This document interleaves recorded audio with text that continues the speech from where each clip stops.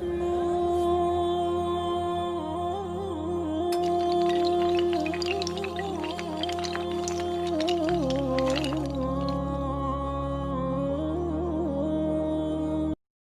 اظہار تعزیت جو ہم کرتے ہیں کسی کے ساتھ، اس کا حکم تو شریعت کے اندر اتنا ہی ہے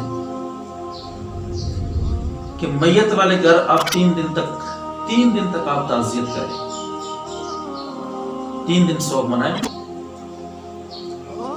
لیکن یہاں تو انتظار کرتے رہتے ہیں، آج تیسرا دن ہے، آج چوتھا ہے، آج چھٹا ہے، آج 7واں ہے، آج جمعرات آ گئی ہے، آج جمعہ آ گیا ہے. پھر دیکھیں نا کہ سب جاتے ہیں دعا کرنے کے لیے میت والے گھر پہ، ہم بھی جاتے ہیں، آپ بھی جاتے ہیں. پھر وہاں جب محفل لگی ہوتی ہے تو محفل کے اندر سب لوگ برابر ہوتے ہیں. جب 50-60 لوگ اس طرح اکٹھے بیٹھ جاتے ہیں، 50-60 لوگ اکٹھے بیٹھ جاتے ہیں،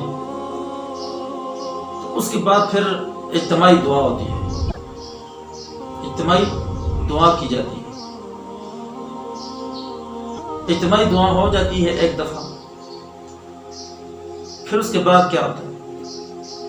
پھر اسی مجلس کے اندر سے دوسرا شخص اٹھتا ہے، وہ کہتا ہے جی پھر دعا کریں، چلیں جی پھر دعا ہوگی. پھر اسی مجلس سے تیسرا شخص اٹھتا ہے، وہ کہتا ہے جی دعا کریں، اسے کہنے پہ بھی دعا ہوتی ہے. پھر چوتھا اٹھتا ہے، 5واں. بھائی جو اجتماعی دعا ہو گئی وہ ہو گئی. اب فوتگی والوں کو تو پتہ ہے نا کہ آپ ہمارے گھر پہ تعزیت کے لیے آئے ہیں، میرا رشتہ دار فوت ہوا ہے، میرا بھائی فوت ہوا ہے، آپ تو تعزیت کے لیے ہمارے گھر پہ آ گئے ہیں. اب یہ بار بار دعا کر کے آپ کیا احسان جتلانا چاہتے ہیں؟ سمجھنا اس بات. ہمارے تو الٹی رسمیں ہیں، رواج ہیں. ہمارے تو 15 شعبان کی جو رات ہوتی ہے نا، 15 شعبان، ہم اس رات کو عبادت کریں، نوافل پڑھیں، قرآن مجید کی تلاوت کریں، گناہوں کی بخشش مانگیں، مغفرت مانگیں. اس رات کو بھی ہمارے ہاں بدعات ہوتی ہیں، کھانا بنا کے رکھتے ہیں. اور دعا بھی دو قسم کی دعا ہوتی ہے، ایک زندہ لوگوں کے لیے ہوتی ہے اور ایک مردہ لوگوں کے لیے ہوتی ہے. ایک دن زندوں کی دعا ہوتی ہے اور ایک دن مردوں کی دعا ہوتی ہے. اب اس سے کیا مطلب ہے بھائی؟ اور پھر میں نے کچھ لوگوں کو یہ کہتے ہوئے سنا ہے کہ وہ یہ نظریہ رکھتے ہیں کہ جب ہم مرے ہوئے لوگوں کے لیے دعا کرتے ہیں تو ہم اس رات کھانا اس لیے بناتے ہیں، کوئی میٹھی چیز بنائیں یا کوئی بھی چیز پکائیں، تو جو ہمارے رشتہ دار مر چکے ہیں ان کی روحیں ہمارے گھر میں آتی ہیں اور وہ آ کر دیکھتے ہیں کہ ہم نے ان کے لیے کیا پکایا، کیا تیار کیا. اب یہ بدعت نہیں ہے؟ اب یہ کیا شریعت میں سے کوئی گنجائش ہے؟ کوئی گنجائش نہیں ہے نا بھائی، بولے نا، کوئی گنجائش ہے نہیں. صرف ہمارے بڑے بزرگ رشتہ دار جو پہلے ہم سے گزر گئے، ان کی رسم و رواج سے وہ یہ کام کرتے تھے، تو ہم انہی کے نقش قدم پر چلنے والے ہیں. ہم ان کے نقش قدم پر چل کر یہ بدعت اور یہ رسم عام کرتے جائیں گے. آپ نے دیکھا ہوگا آج سے 25 سال 30 سال یا 40 سال پہلے جب میرے والد صاحب رحمت اللہ تعالی علیہ زندہ تھے، تو ان کے زمانے میں فوتگی والے گھر میں پہلے دن کھانا تیار ہوتا تھا کہ یہ خیرات کر رہے ہیں. اب اس میں جو امیر آدمی ہوتا تھا، جو کروڑ پتی ہوتا تھا، وہ تو سارا کام کر سکتا تھا، وہ تو سارا انتظام بھی کر سکتا تھا. لیکن غریب آدمی بیچارہ تو وہ تو اسے گھر پہ ایک تو فوتگی ہو گئی ہے، دوسرا اس کے اوپر یہ بوجھ پڑ گیا کہ آپ نے خیرات بھی کرنی ہے پہلے دن. پھر اگر نہیں کرتا تو بدنامی ہوتی ہے کہ اس نے تو خیرات نہیں کی، اس کا والد فوت ہوا ہے، بھائی فوت ہوا ہے. تو وہ پھر کیا کرتا تھا؟ پھر وہ ادھار لیتا تھا، قرض لیتا تھا. قرض لے کر پھر وہ اس کام کو پورا کرتا تھا، اس خیرات والے کام کو پورا کرتا تھا. دیکھیں پھر میرے والد صاحب رحمت اللہ تعالی علیہ نے ان کی 40 سال کی محنت، ان کی 40 سال کی کوششیں، ان کی جدوجہد یہ رنگ لائیں کہ اب الحمدللہ آہستہ آہستہ ہمارے اس معاشرے سے یہ رسم رواج ختم ہو چکا ہے کہ پہلے دن کھانا بنانے والا. تو یہ اچھا ہوا نا کہ غریب آدمی بیچارہ پھر وہ اپنی میت کو سنبھالے یا پھر وہ لوگوں کے کھانے کا بندوبست کرے. وہ گھومتا پھرے قرض لیتا رہے، اور قرض لے کر پھر وہ اس کام کو پورا کرے، تو ملے گا کیا بھائی اس کو؟ یہ ظلم تھا اس معاشرے میں. شرک کرنے والا اور بدعت کرنے والا، شرک کرنے والا اللہ کا دشمن ہے، اور بدعت کرنے والا رسول اللہ صلی اللہ علیہ وسلم کا دشمن ہے. شرک کی معافی نہیں. ان اللہ لا یغفر ان یشرک بہ ویغفر ما دون ذلک لمن یشاء. اللہ تعالیٰ نے واضح طور پر قرآن میں بتا دیا ہے کہ شرک کرنے والے کو میں کبھی معاف نہیں کروں گا. اس کے علاوہ اگر کوئی چھوٹے موٹے گناہ غلطیاں کوتاہیاں ہیں، اپنے فضل و کرم سے سب کو معاف کر دوں. لیکن اگر اس کی عبادت میں شرک ہو تو اس کی بخشش نہیں ہے. شرک ایسی چیز ہے کہ اللہ تعالیٰ نے اپنے پیغمبر سے بھی کہا، حالانکہ نبی سارے معصوم، پیغمبر سارے معصوم، گناہوں سے پاک ہمارا عقیدہ ہے، آپ کا عقیدہ ہے، سب کا عقیدہ ہے. لیکن اللہ تعالیٰ نے شرک کی جو اصلیت ہے اس کو سمجھانے کے لیے، ہم تک پہنچانے کے لیے اللہ تعالیٰ نے اپنے نبی کو اشارتاً کہا ہے کہ لئن اشرکت لَيَحْبَطَنَّ عَمَلُكَ.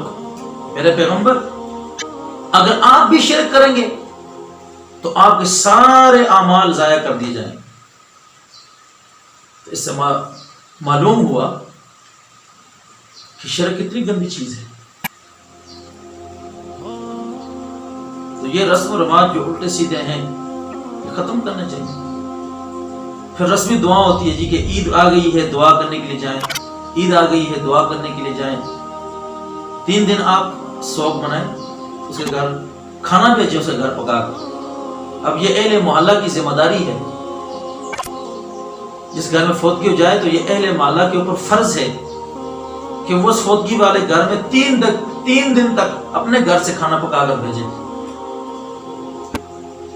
اب اس کا کام کو تو کوئی نہیں کرتا، جس کا شریعت نے حکم دیا اس کو نہیں کرتے. اس کے علاوہ ساری شرک اور بدعات کرتے جا رہے ہیں، اس کے علاوہ باقی سارے رواج پورے کرتے جا رہے ہیں. اب جو ثواب کا کام ہے وہ نہیں کرتے، اور جس بات کا کوئی وجود ہی نہیں ہے شریعت کے اندر اس کو ہم بلا جھجک ہر وقت کرتے رہتے ہیں. تو ان باتوں سے بچنا چاہیے بھائی، ان باتوں سے بچنا چاہیے، اجتناب کرنا چاہیے. ہمارا معاشرہ اب الحمدللہ کچھ بہتر ہو چکا ہے، اور انشاءاللہ ہماری محنت سے، آپ کی محنت سے یہ معاشرہ اور مزید بہتر ہوتا جائے گا. اور دوسری بات یہ ہے، دیکھیں جی اگر ہم دعا کرنے کے لیے چلے جائیں تو ہم سے لوگ پوچھتے ہیں جی کہ اس کا حکم ہے قرآن و حدیث میں. اگر ہم کہتے ہیں کہ جی اس کا ذکر یا اس کا حکم نہیں ہے تو پھر وہ کہتے ہیں جی آپ کیوں آئیں. اور اگر ہم کہتے ہیں جی کہ اس کا ذکر ہے تو پھر پوچھتے ہیں جی یہ کدھر لکھا ہوا ہے جی. یعنی مولوی تو بیچارہ پھر وہ اچھا کام کرے تو پھر بھی برا، اور اگر اس سے کوئی غلطی چوک ہو جائے تو پھر بھی برا. اس کو تو ہر حال میں پکڑنا ہے نا، اس پر تو ہر حال میں اس پر جو ہے وہ تنقید کرنی ہی کرنی ہے، چاہے وہ اچھا کام کرے یا برا کرے، تنقید اس پہ ضرور کرنی ہے.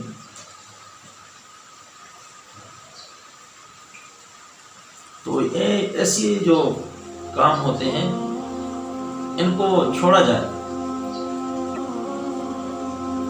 ان کو چھوڑ دیا جائے تو یہ اچھا ہے. اس کو ہم خود ہی ختم کریں گے اس رواج کو کہ بار بار اس کے گھر جانا، بار بار فوتگی والے کے گھر جانا، چاہے وہ بیچارہ پریشان بیٹھا ہو کہ وہ آپ کے جانے سے تنگ ہو، بیچارہ تو آپ کو نہیں کہہ سکتا کہ میرے گھر سے اٹھ کے چلے جاؤ، وہ تو نہیں کہہ سکتا. لیکن ہمیں خود سوچنا چاہیے، ہمیں خود اس بات کو سوچنا چاہیے، اس کی کوشش کریں انشاءاللہ تعالیٰ، اور ہم آہستہ آہستہ کرتے کرتے انشاءاللہ تعالیٰ یہ رسم و رواج، یہ بدعت ساری ختم ہو جائے گی، سب ختم ہو جائے گا انشاءاللہ، لیکن اس کے لیے ہمیں سخت محنت کرنی پڑے گی، سخت محنت، بالکل صحیح طریقے سے سخت محنت کرنی پڑے گی، تب جا کر کام ہوگا۔ پوری اس بیان کا نچوڑ یہ ہے، پوری اس تقریر کا نچوڑ یہ ہے کہ ہم نے سنت رسول کو عام کرنا ہے، اللہ کی وحدانیت کو عام کرنا ہے، اللہ کے ذکر کو عام کرنا ہے، اللہ کی صفات کو عام کرنا ہے، اور رسول اللہ صلی اللہ علیہ وسلم کی سنتوں کو عام کرنا ہے، ان کی زندگی کے مطابق، ان کی زندگی لقد کان لکم فی رسول اللہ اسوۃ حسنہ، ان کی جو زندگی ہے، ان کی جو سیرت ہے، اس کے مطابق ہم نے اپنے آپ کو تیار کرنا ہے، تب جا کے ہماری کامیابی ہوگی۔ کامیابی دین کے اندر ہے، دنیا میں نہیں ہے۔ کروڑ پتی آدمی مر گیا، ختم، ہم سے ساتھ کیا جائے گا؟ اسے کروڑ روپے اربوں روپے یہیں پڑے ہیں، جائے گا تو وہ اکیلا، بالکل اس دنیا سے اکیلا جائے گا، دونوں ساتھ لے کر نہیں جا سکتا۔ ساتھ جائیں گے تو اس کے اعمال، چاہے اس نے اچھے اعمال کیے یا برے اعمال کیے، اعمال اس کے ساتھ جائیں گے۔ ہم اپنے اعمال کا خود حساب کریں کہ ہمارے کیسے اعمال ہیں۔ بس رات کو سونے سے پہلے ہر انسان سوچے کہ میں نے سارا دن کیسے گزارا ہے، غلط طریقے پہ گزارا ہے یا اچھے طریقے پہ گزارا ہے، اس کو سب کچھ اپنے آپ سمجھ آ جائے گا، سب کچھ تو پتہ چل جائے گا میں نے دن میں نیکی کے کام کتنے کیے، برائی کے کام کتنے کیے، بالکل اس کے سامنے ایک ایک چھوٹی چھوٹی چیزیں جو ہے وہ سامنے آ جائیں گی۔ اپنا محاسبہ کریں، آج سے اپنا محاسبہ شروع کریں، پہلے میں کرتا ہوں پھر آپ کریں، انشاءاللہ تعالیٰ اللہ تعالیٰ ساری پریشانیوں کو، دکھوں کو دور کر دیں گے۔ اللہ تعالیٰ مجھے اور آپ سب کو ان جو باتیں کہی ہیں، جو سنی ہیں، سب کو مل کر عمل کرنے کی توفیق عطا فرمائے۔ سبحان ربک رب العزت عما یصفون وسلام